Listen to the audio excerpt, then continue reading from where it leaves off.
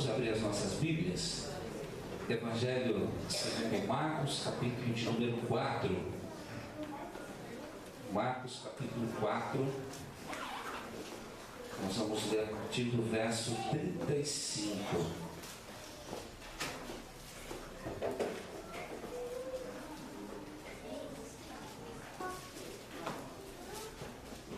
Marcos, capítulo 4, verso 35.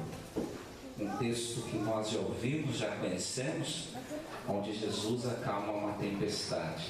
Certa feita, mais ao começo do ano, nós meditamos aqui no outro texto que também narra Jesus acalmando uma tempestade. Mas outra ocasião, que está lá em Mateus capítulo 14, verso 22 a 33. E hoje quero abordar esse texto com os queridos irmãos. Marcos capítulo 4, verso 35, diz assim: Naquele dia, sendo já tarde, disse-lhes Jesus: Passemos para a outra margem. E eles, despedindo a multidão, o levaram assim como estava no barco, e outros barcos o seguiam. Ora, levantou-se grande temporal de vento, e as ondas se arremessavam contra o barco, de modo que o mesmo já estava a encher-se de água. E Jesus estava na popa, dormindo sobre o travesseiro. Eles o despertaram e lhe disseram: Mestre, não te importas que pereçamos? E ele, despertando, repreendeu o vento e disse ao mar: Acalma-te, emudece. O vento se aquietou e fez-se grande bonança. Então ele lhes disse: Por que sois assim tímidos? Como é que não tendes fé? E eles, possuídos de grande temor, diziam uns aos outros: Quem é este que até o vento e o mar lhe obedecem? Amém. Mesmo assentados, nós vamos cantar o cântico de invocação da leitura, que é o cântico 100 do nosso cantar. Mesmo assentados, um cântico bem conhecido no tema do semestre, que é a mutualidade. Nós vamos meditar nesse texto, pois tenho percebido, com uma certa inquietação, uma preocupação pastoral, nas visitas que nós temos feito, nas conversas que temos travado com as famílias, com os irmãos, com as irmãs. Os cultos na terça-feira são tantos pedidos de oração. Parece que duplicou, triplicou nos cultos de terça-feira os pedidos de oração. Observei um dia desse, quase 15 ou 20 pedidos. Quantas coisas nos têm afligido, quantos problemas, quantas situações que têm tentado roubar a nossa paz, que têm trazido inquietação ao nosso coração. Então nós vamos olhar para esse texto e tentar trazer algo que traga segurança ao nosso coração. Por isso a mensagem do texto, o tema da nossa mensagem: não desanimes, não tenha medo, Jesus está no controle. Esse texto é muito lindo, uma narrativa de milagre. Ele tem uma profundidade teológica muito grande. Marcos, ele narra esse milagre de Jesus, de domínio sobre a natureza, para que ficasse testificado quem de fato era Jesus, para que não houvesse dúvidas a respeito da identidade de Jesus. Alguém que diz ao vento: acalma-te, e ele se acalma. Alguém que diz de forma mansa e tranquila: emudece, tempestade cessa, e a criação se submete à sua voz, ao seu comando. Não resta dúvidas, de fato esse é o próprio Deus, esse é o Filho de Deus. A título de introdução, quero falar algumas coisas a respeito das tempestades da vida, pois o texto nos fala de uma tempestade. Os discípulos que saíram dado a ordem de Jesus para chegar ao outro lado do lago de Tiberíades, e foram pegos, foram açoitados por essa tempestade, que fica nítido no texto, que trouxe pavor, que trouxe inquietação no coração dos discípulos, que deixou os discípulos sem saber o que fazer, sem saber a quem recorrer, e vão então recorrer a Jesus. Algumas coisas que a gente pensa a respeito das tempestades. Primeiro, as tempestades da vida existem, são inevitáveis.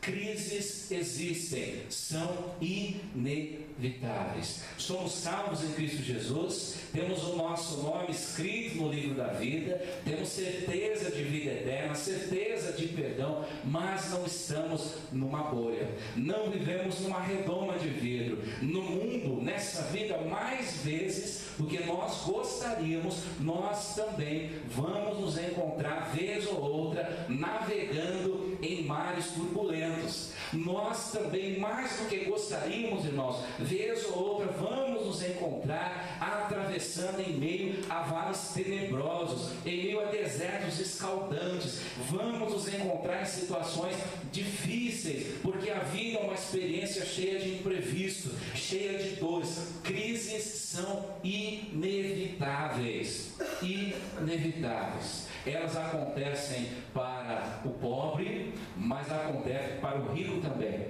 Elas acontecem para o culto, acontece para o inculto. Acontece para o descrente, mas acontece também para o crente.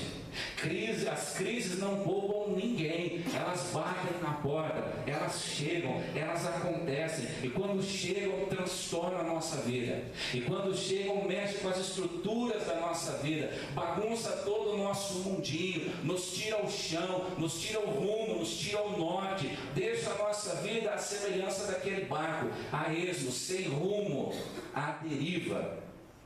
Para uns, a crise é uma enfermidade que chega e se instala e judia da família toda. Não há nada pior para judiar de uma família do que uma enfermidade que não vai embora logo.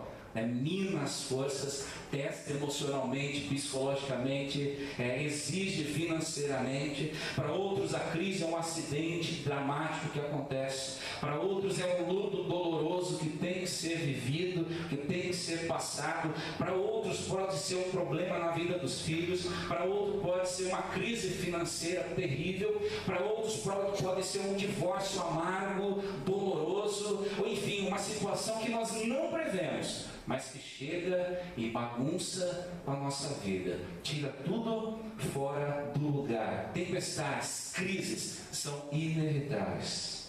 Ainda a título de introdução, segunda coisa que a gente deve pensar: as tempestades são inesperadas.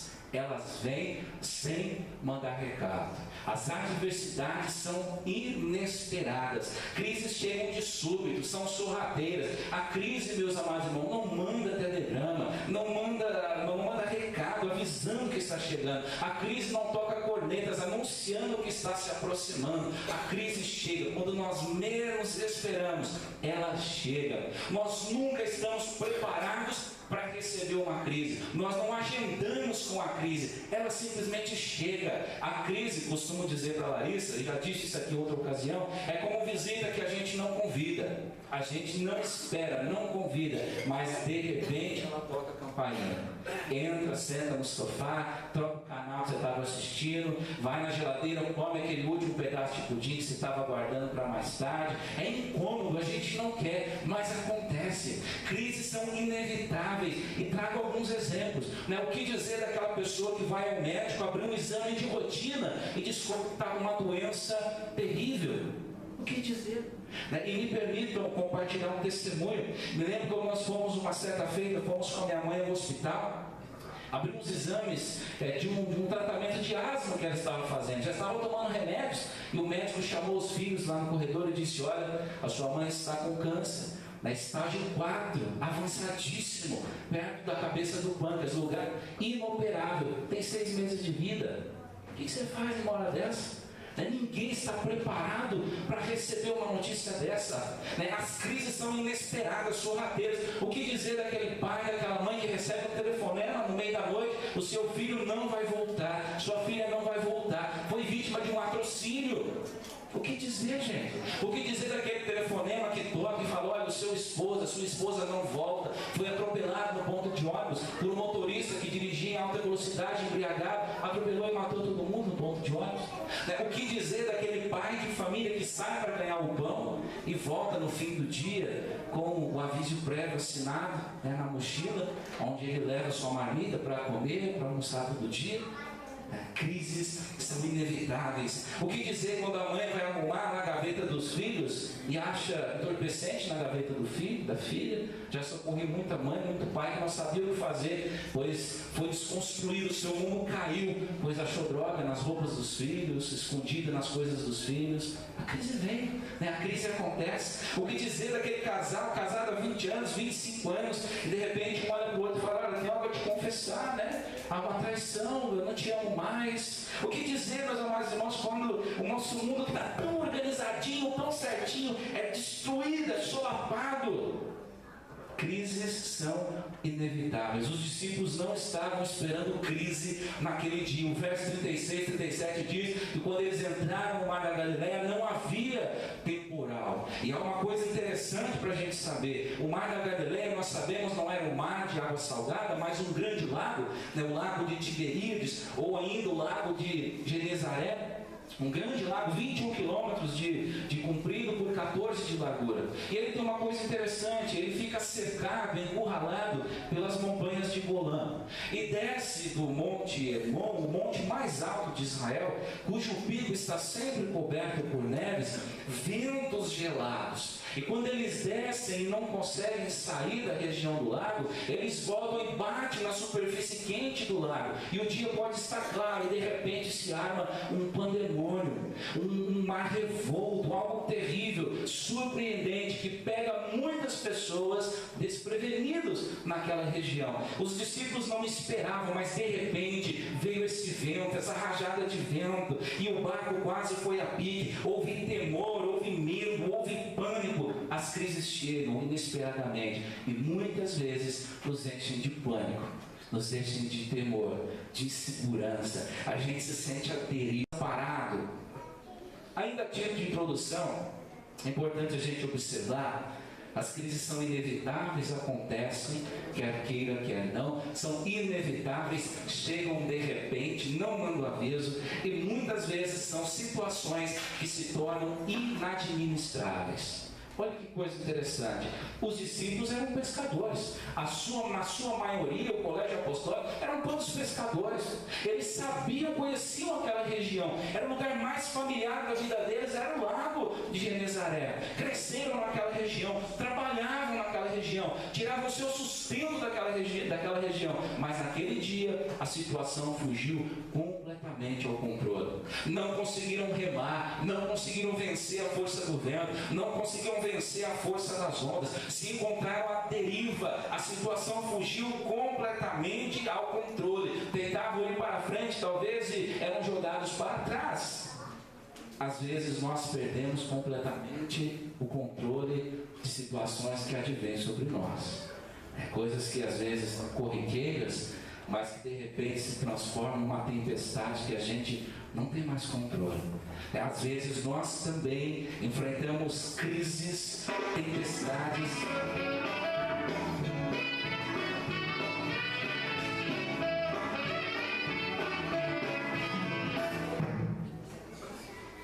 Isso acontece, irmãos, por causa das abençoadas rádios cristãs piratas que nós temos por aí. Então sintoniza ali e sai o som aqui.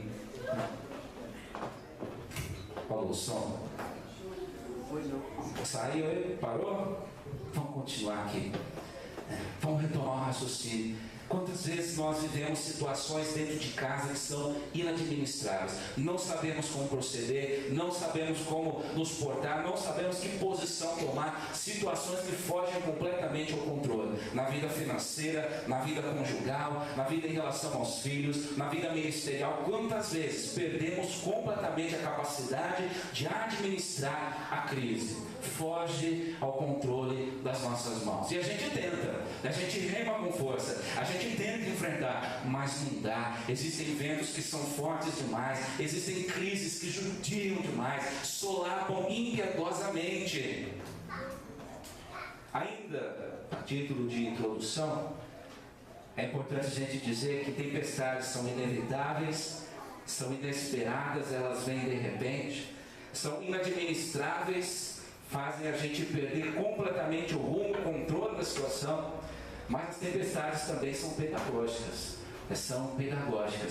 Nós não cremos no acaso, não cremos na sorte, não cremos no acaso do destino. Nós cremos na soberania de Deus, nós cremos no governo de Deus. Que nem uma folha cai da árvore no outono e beija o chão e beija o solo, se Deus não permitir. Que não seja da consciência de Deus, do conhecimento de Deus. Quando Deus permite tempestades, crises, tribulações, Deus não desperdiça sofrimento na vida do cristão. Nós temos que crer que todas as coisas cooperam para o bem daqueles que amam a Deus, até mesmo momentos de adversidade, até mesmo momentos de lágrimas, de dor, porque, amados, a crise é o momento onde nós crescemos. Na crise Deus fortalece as fibras da nossa alma, Deus prova a nossa fé, acrisola a nossa fé, amadurece a nossa fé. Crises também são momentos para a gente aprender, para a gente chegar mais perto de Deus, para a gente entender quem nós somos. Somos pó diante de um Deus que, haja crise ou não, continua no trono do universo. As tempestades da vida vêm, inevitáveis, precisamos aprender com elas, às vezes são administráveis. E o texto nos diz que durante uma dessas tempestades, que veio de repente, que se tornou algo inadministrável, que foi algo inesperado, o barco dos discípulos foi surpreendido. E eu quero convidar você a olhar esse texto a partir de duas perguntas que estão presentes no texto. A primeira delas, a pergunta que os discípulos fazem para Jesus. No verso 38, mestre, não te importa que morramos, que pereçamos? Primeira pergunta. A segunda pergunta que a gente vai olhar nesse texto é a pergunta de Jesus para os discípulos, verso 40. Então lhes disse: por que sois assim tímidos? Como é que não tendes fé? Duas perguntas que fazem a gente entender melhor esse texto. A primeira pergunta, a pergunta dos discípulos para Jesus: não te importa que morramos? O texto diz, o contexto do acontecimento, nos diz que Jesus passou um dia todo ensinando as suas parábolas. Se você olhar algumas páginas, alguns versículos anteriores, são as parábolas de Jesus. E quem fala em público sabe, falar em público é cansativo. Parece fácil, mas não é. Principalmente quando tem a responsabilidade envolvendo o reino de Deus. Quando a gente sobe aqui no púlpito e olha a plateia aí de baixo, e olha a igreja aí de baixo, você sente o peso dessa responsabilidade. Falar em público não é fácil. Seja no tribunal, seja dando aula, seja, enfim, palestrando. Exige energia, exige o coração naquilo que você está fazendo. E é exaustivo. Eu imagino que Jesus estava exausto depois de um dia todo ensinando as suas parábolas, e naturalmente entrou no barco e foi para a popa do barco procurar um lugar para descansar um pouco, pelo menos enquanto os discípulos remassem no barco para chegar ao outro lado, uma oportunidade para recompor um pouco as energias, para continuar a sua missão, continuar o seu ensino. Mas nem sempre as coisas são como a gente quer, A vida é especialista em frustrar os nossos planos, e o navio, então, e o barco, melhor dizendo, é açoitado, é tomado pelo vento. E os discípulos, temerosos pela tragédia iminente, vão até Jesus. O Senhor não se importa que morramos? Preste atenção, irmãos, não é uma simples pergunta, é uma censura dos discípulos. Os discípulos estavam censurando, é como se o sono de Jesus fosse algo assustadoramente inaceitável. Como pode? O Senhor está dormindo enquanto esse barco está afundando? Como pode? O Senhor está dormindo enquanto nós, os seus discípulos, podemos perder a vida? E eles censuram Jesus. O Senhor não está fazendo nada. Como pode? Jesus está dormindo. É interessante a gente observar, irmãos, que nós temos a mesma tendência. Quando estamos passando por uma crise, temos a sensação de que Deus está indiferente, Deus está silencioso, Deus não nos responde, que Deus está dormindo. Como pode, Senhor? O Senhor não está vendo a minha oração? Como pode, Senhor? O Senhor não está vendo o meu clamor? Como pode, Senhor? Eu orei tantas vezes, o Senhor ainda não me respondeu. O Senhor só pode estar dormindo. Quantas vezes nós temos a mesma tendência de nos voltarmos contra Deus, como se Deus tivesse nos abandonado no meio da crise. O Senhor não está me ouvindo. Desisto de clamar, desisto de falar. Deus está dormindo mediante a minha dificuldade. É importante a gente observar que os discípulos fazem essa pergunta para Jesus por 3 razões. Primeiro, eles tinham dificuldade em conciliar a obediência a Jesus com a crise. Como pode? Nós estamos no barco. Foi Jesus quem disse: passemos para a outra margem. Eles não foram por acaso, não estavam lá por opção própria. Jesus os direcionou. Como pode? Nós estamos obedecendo a Jesus, estamos indo para o outro lado, seguindo o caminho que Jesus orientou, obedecendo a palavra que Jesus mandou, e nós sermos apanhados por essa tempestade. Como pode sermos obedientes e ainda assim vivermos crise? Como pode estarmos fazendo de tudo possível para sermos fiéis a Jesus e ainda assim sermos visitados pela crise? E esse é o drama de muito crente hoje. Como pode eu, um crente zeloso, fiel, homem de oração, mulher de oração, dizimista fiel, frequentador fiel da igreja, um bom irmão, um bom cidadão, estar passando por crise? Muitas vezes temos equivocadamente essa consciência. Somos como nós fiéis vamos ser surpreendidos pelas crises. Entender a tempestade de Jonas, por exemplo, é mais fácil, é mais aceitável. Jonas adentrou no barco e foi castigado. Essa é a nossa mentalidade. Foi castigado com uma tempestade porque desobedeceu a Deus. Deus mandou ele para a direita, ele foi para a esquerda. Deus mandou ele lá profetizar e ele foi dormir covardemente, teimosamente contra Deus, se omitiu na tarefa que Deus lhe deu. Então a gente pensa assim: ainda bem que Deus mandou a tempestade para corrigir o rumo desse homem fujão. Entender a tempestade que sobreveio sobre Jonas como uma correção de Deus é fácil, mas como aceitar quando eu sou obediente, fiel, temente a Deus, zeloso, bom pai, bom pagador, bom cristão? Como tempestades, como a crise pode advir sobre mim? Quando eu penso nesse texto, penso na censura que os discípulos fazem a Jesus, nós temos que lembrar de Paulo.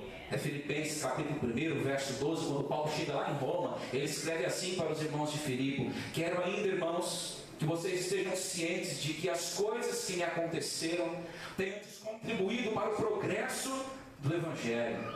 Que coisas que aconteceram com Paulo? Paulo acumulou riquezas, Paulo morou em mansões, Paulo virou super apóstolo, super crente. Paulo estampava as capas dos CDs gospel do momento, Paulo era reverenciado, era adorado, porque Paulo disse: olha, quero que vocês saibam que tudo que me aconteceu contribui para o progresso do Evangelho, para a glória do Evangelho, para a glória do nome de Cristo. E aí, quando nós vamos olhar 2 Coríntios capítulo 11, verso 16, as coisas que aconteceram com Paulo, ele começa a lista dizendo: 3 vezes recebi 39 chicotadas. 3 vezes recebi 39 chibatadas. Percorri caminhos perigosos, perigo de salteadores, passei fome, passei frio, passei necessidade. Quando nós vamos olhar a palavra de Deus, Paulo foi escorraçado, Paulo foi açoitado com vara, sangrando, foi jogado na prisão. Paulo, meus amados, foi chamado de tagarela, foi chamado de falso apóstolo, foi chamado de falso crente. Paulo foi perseguido, injuriado, caluniado de todas as formas, de todas as maneiras. Quando chegou em Jerusalém trazendo oferta para os necessitados, os seus patrícios o prenderam, humilharam novamente, chamaram ele de impostor. Você prega mentiras, heresias, manda para Roma. Quando esse homem sobe no navio, o navio dele é açoitado por uma tempestade de 14, de quase 20 e poucos dias. O barco fica à deriva, o barco vai a pique, chega na ilha, se salva, vai acender a fogueira, a víbora morde a mão de Paulo. E todos pensavam: agora morre. Não morreu. Foi para Roma, lá continuou preso. E segundo as tradições bíblicas, não temos como saber, porque isso não está na Bíblia, mas foi martirizado à semelhança do Senhor Jesus Cristo. E aí ele escreve dizendo: todas essas coisas cooperaram para o bem do Evangelho. Dificuldade, naufrágio, perigo, fome, perigo de salteadores, perseguição, calúnia, todas as coisas cooperaram para o bem do Evangelho. Os discípulos censuraram Jesus porque, segundo segunda coisa, tinham dificuldade de conciliar a urgência da sua necessidade com a demora do socorro divino. A verdade é que nós temos muita dificuldade em lidar com a aparente demora de Deus. Não sabemos esperar. A oração de Davi no Salmo 40, se não me falha a memória, 41, esperei com paciência no Senhor. Nós desaprendemos isso. Somos a geração do miojo, queremos para 5 minutos, né? Somos imediatistas, é para ontem. Não sabemos esperar. A espera nos deixa impaciente, a espera nos põe em suspense, a espera judia do nosso coração, e às vezes esperar é realmente difícil. Faço uma pergunta pessoal, cada um responda para si. Você tem orado por uma causa insistentemente? Coisa mais difícil do mundo é a gente orar por uma causa insistentemente, cuja resposta não vem rapidamente. Seja a mudança na vida de um filho, seja a mudança no lar, seja uma porta de emprego. Enfim, conheci um presbítero e foi um exemplo para mim de um servo de Deus e um dos maiores pregadores da palavra de Deus que eu tive a oportunidade de conhecer. A mulher dele orou pela sua conversão 20 anos. 20 anos. Ele era presbiteriana de berço, casou-se com ele espírita, praticante, e ele não entendia a igreja. Ele falava: você vai à igreja, eu sei por quê. Para paquerar os irmãos lá na igreja. Aí foi 20 anos esse pé de guerra dentro de casa, 20 anos ela orando. E um dia ele foi na igreja, ele falou: quero ver por que você vai tanto na igreja. Vai ter um testemunho aqui assim, né, Beth? Um homem bravo que você conhece, né, Beth? Foi ver o que tinha naquela igreja. Daí está sentado aqui, irmãos. Não sei se dá para ver a cabeça branca dele aqui atrás. Aí ele foi numa festa na igreja lá, se converteu. Mas orar 20 anos por algo é difícil. Orar insistentemente e ouvir Deus responder assim: olha, meu filho, pode parar, minha graça te basta, não vou te dar isso não. Não é fácil, não é fácil. Eu fico imaginando a aflição daqueles discípulos naquele sufoco, e espantosamente Jesus dormindo. Era para ontem a ajuda e ele está dormindo. Quando eu penso no tempo de Deus para que as coisas aconteçam, não dá para não falar de Lázaro, o caso de Lázaro, Marta e Maria. Interessante, talvez o que mais machucou Marta e Maria não foi a enfermidade do irmão, mas foi a aparente demora de Jesus para estar com os irmãos. Quando vem o recado é o seguinte: o teu amigo Lázaro, aquele a quem tu amas, está enfermo. Ora, se é alguém que a gente ama, supõe-se que o socorro seja imediato. Se é um amigo tão chegado assim que eu digo que eu o amo, supõe-se que ele viria correndo. Esse texto é muito interessante. Diz o relato que Jesus estava a 1 dia de distância de Betânia, onde ele se encontrava, 1 dia de distância de Betânia, onde estava Lázaro. E se a gente pensar uma coisa, pensa comigo. Jesus chegou depois de quantos dias que Lázaro estava morto? 4, não é? 1 dia de distância. Quando Marta e Maria mandam o mensageiro falar com Jesus, olha, vai lá e fala para ele que aquele a quem ele ama está enfermo. 1 dia. Quando o homem chegou lá e deu um recado para Jesus, falou: olha, Marta mandou dizer que o teu amigo Lázaro, aquele que você ama, está enfermo. E Jesus responde para ele: essa enfermidade não é para a morte, mas é para a glória de Deus. Lázaro já tinha morrido, gente. No dia que o mensageiro sai de lá, no mesmo dia, Lázaro já havia morrido e havia sido sepultado, porque naquela época morria e sepultado no mesmo dia. Porque 4 dias, aí Jesus manda o homem voltar, mais 1 dia de viagem. E ele volta sem saber que Lázaro já tinha morrido lá. E ele chega lá e dá um recado: olha, Jesus mandou falar que essa enfermidade não é para a morte, é para a vida. Como? Se o homem já tinha morrido? Como é para a vida? Como entender essa demora de Jesus? E aí Jesus fica mais quantos dias lá, diz o texto? Mais 2 dias. 2 dias. E quando eles chegam, a Maria não vai saudá-lo, cumprimentá-lo, mas ela vai encontrar no caminho e ela dispara, se o Senhor estivesse aqui, o meu irmão não teria morrido. Morreu no primeiro dia, o homem saiu de lá com o recado, Lázaro já estava morto. E aí Jesus fala para ela: Marta, ele há de ressurgir. E ela diz: eu sei que no último dia ele vai ressurgir. Conjugou o verbo errado 2 vezes. Primeiro no passado, se o Senhor estivesse, depois no futuro, eu sei que ele vai ressurgir. E Jesus corrige: Marta, eu sou a ressurreição e a vida. Jesus é o Deus que faz hoje. Jesus é o Deus que socorre hoje. Jesus é um Deus que trabalha, meus irmãos, e na sua agenda há dias, meses, segundos, milésimos de segundo. Não nos esquece, não nos abandona. Os discípulos tinham dificuldade em entender isso. Jesus está tardando a nos socorrer. Jesus é o Deus que socorre hoje. Porque os discípulos disseram: olha, o Senhor não importa que morramos. Tinham dificuldade em conciliar as crises profundas com o silêncio de Deus. Ou coisa que nos deixa inquieto é o silêncio de Deus. Quando a gente ora, pede, fala, e não há uma resposta dos céus. Quando a gente insiste, lê a palavra, busca, medita, jejua, ora, se consagra, fica atento, e nada, nenhuma resposta, nenhuma solução, nada. Jesus estava dormindo, absoluto silêncio. E o silêncio de Deus às vezes fala mais alto do que as crises, do que o barulho das crises. O silêncio de Deus é ensurdecedor, incomoda o nosso coração. Quando a gente pensa em silêncio de Deus, falei isso terça-feira aqui no culto, o que dizer de Jó? História de Jó. Quando a gente olha a história de Jó, a gente construiu um mito ao redor de Jó. É como se Jó fosse um homem de uma paciência estoica, um homem que nunca reclamou, um homem que nunca abriu sua boca para questionar Deus, questionar sua situação. Mas a história de Jó mostra que não é bem assim. Falei isso terça-feira e quero compartilhar com você. Você sabia que Jó eleva aos céus 16 vezes a sentença por quê? 16 vezes. Por que, Senhor? Por que estou doente? Por que perdi meus filhos? Por que minha esposa me abandonou? Por que isso? Por que o Senhor me esqueceu? Por que o Senhor me desamparou? Por quê? Por quê? Por quê? Por quê? 16 vezes. Sabe qual é a resposta que Deus dá para Jó? Nenhuma. Silêncio absoluto. Silêncio absoluto. Jó, meus amados irmãos, ergue aos céus 34 vezes questionamentos a Deus. 34 vezes. Por que não nasci morto? Por que os seios de minha mãe não... Por que isso? Por que aquilo? Por que o Senhor não me amaldiçoa e não me faz morrer logo? Por que disso? Por que... 34 vezes.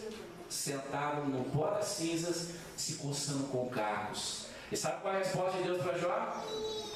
Nenhuma. Silêncio total.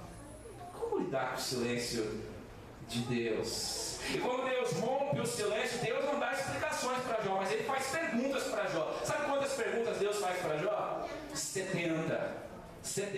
E Deus começa: Jó, onde você estava quando eu construí os firmamentos do mundo? Jó, onde você estava quando eu espalhei as estrelas pelo céu? Jó, onde você estava quando eu coloquei limite nas águas dos oceanos? Jó, onde você estava quando eu fiz isso, fiz aquilo outro, criei isso, criei aquilo, determinei isso, fiz aquilo outro? E Jó vai se aquietando, se aquietando, se aquietando. E a declaração de Jó, lá no finzinho do livro, é assim: então respondeu Jó ao Senhor: bem sei que tudo podes, e nenhum dos teus planos pode ser frustrados. Eu te conhecia só de ouvir falar, mas agora os meus olhos te veem. Por isso eu me humilho e me arrependo no pó e nas cinzas.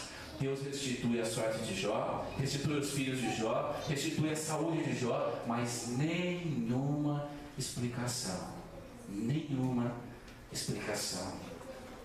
Como nós lidamos com o silêncio de Deus? A palavra diz para nós que Deus não nos abandona, e erroneamente nós confundimos silêncio de Deus com abandono de Deus. Isaías 49, 15 e 16 diz: haverá mãe que possa esquecer seu bebê que ainda mama e não ter compaixão do filho que gerou? Contudo, ainda que ela se esqueça, eu jamais me esquecerei de ti. Eu te gravei nas palmas das minhas mãos. Deus não esquece. Nós confundimos na hora da crise, não poucas vezes, que silêncio de Deus é abandono de Deus, que nós estamos sozinhos na crise, é que o nosso barco está à deriva, que Jesus não se importa com o nosso barco. Esse era o temor dos discípulos. Estamos na crise e Deus está em silêncio, fomos abandonados. Mas o texto diz que Deus não nos abandona nas crises, que Jesus se levanta e repreende o vento, aquieta-te. E como uma fera selvagem que é acuada no canto, o mar, o vento, a tempestade de vento cessa e faz grande bonança, grande calmaria. paz. Paz. E aí Jesus faz a pergunta dele para os discípulos. Eles censuraram Jesus. Jesus ouviu. E aí vem a resposta de Jesus, a contra-pergunta de Jesus. Por que vocês são assim desse jeito, gente? Tão tímidos, tão pequenos, tão tacanhos. Mas quando Jesus pergunta, fica muito claro. Eles não deveriam ter medo, deveriam ter fé. Por que ter fé ao invés de medo? Porque, primeiro, pela promessa de Jesus. No verso 35, Jesus diz: passemos para a outra margem. Qual era o destino? A outra margem, não o fundo do lago. Jesus disse: passemos. O destino era desembarcar do outro lado. Amados irmãos, sabe por que muitas vezes ficamos aflitos, desesperados na hora da crise? Porque não cremos nas promessas de Deus, não descansamos nas promessas de Deus, não nos estribamos nas promessas de Deus, não alimentamos a alma com as promessas de Deus, tentamos remar o barco sozinhos, sofremos e nos esgotamos e nos arrebentamos tentando remar o barco, e a crise não vai embora. As promessas de Deus não caducam, não caem por terra, não deixam de se cumprir. A palavra do Senhor diz que todas elas têm um amém e o sim da parte do Senhor. Charles Spurgeon diz algo lindo a respeito das promessas. Ele diz assim: não pense que Deus ficará irritado por sua persistência em lembrá-lo de suas promessas. Ele ama ouvir o clamor das almas necessitadas. Ele se deleita em conceder favores. Ele está mais disposto a ouvir você clamando do que você está disposto a clamar. Faz parte da natureza de Deus o cumprir as suas promessas. Portanto, busque o trono de Deus imediatamente dizendo: faze como tu falaste. Precisamos crer nas promessas de Deus. Porque eles deveriam ter fé e não ter medo por causa da presença de Jesus. Jesus estava no barco. O Deus onipotente, o Alfa, o Ômega, o Criador de todas as coisas, aquele que sustenta toda a criação pelo seu poder, pela sua graça, pela sua glória. Impossível aquele barco ir a pique. O Deus da vida estava naquele barco. Às vezes nós sofremos porque nos esquecemos que Jesus está conosco. E a promessa dele é: estou convosco nos dias fáceis. Não. Nos dias de ventos bons, não. Eis que estou convosco todos os dias até a consumação dos séculos. Porque, meus amados irmãos, fé e não medo por causa da paz de Jesus. Jesus dormia absolutamente tranquilo. Jesus dormia porque confiava plenamente no cuidado paternal de Deus. E o que é paz? Paz não é ausência de problema, mas é no problema confiar que o problema, que a crise não fugiu ao controle de Deus. Jesus descansava, porque ainda que os discípulos tivessem perdido o controle da situação, Jesus cria que o Pai estava no controle da situação. Porque paz, não medo, por causa do poder de Jesus. Uma palavra: vento, aquieta-te. E tudo se fez calmaria. Aquele outro texto de Mateus, capítulo 14, que nos narra outra tempestade. Jesus usa de um modus operandi diferente. Aqui Jesus dá ordem para o vento, né? Vento, aquieta-te. Na outra tempestade, Jesus vai andando sobre o mar. Jesus, se você se lembra, ele dá ordem para quem? Para os discípulos, lembra? Não tenham medo, sou eu. Em outras versões fala assim: não vos atemorize, sou eu. Primeiro Jesus acalma os discípulos, e ele sobe no barco, e aí a segunda ordem é para o vento e para as águas: aquieta-te. Sabe por que Jesus faz isso? Porque às vezes, irmãos, a tempestade que está dentro do nosso coração é 10 vezes pior do que a que está por fora. Às vezes a inquietude que a gente traz no coração é pior do que a que assola por fora. E Jesus tem poder para aquietar a tempestade que está fora. Jesus tem poder para aquietar a tempestade que está dentro do nosso coração. Aquieta-te, acalma-te, receba paz, receba gozo. Crises são inevitáveis, mas tenha bom ânimo, Jesus está no barco. Se nós estivéssemos naquele barco, será que nós teríamos agido como os discípulos? Não te importa que morramos. Temos confiado no Senhor.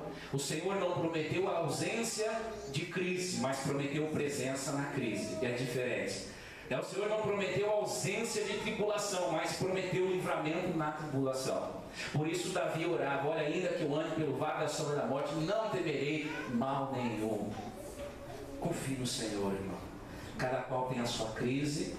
Você sabe e Deus sabe. Não se desespere.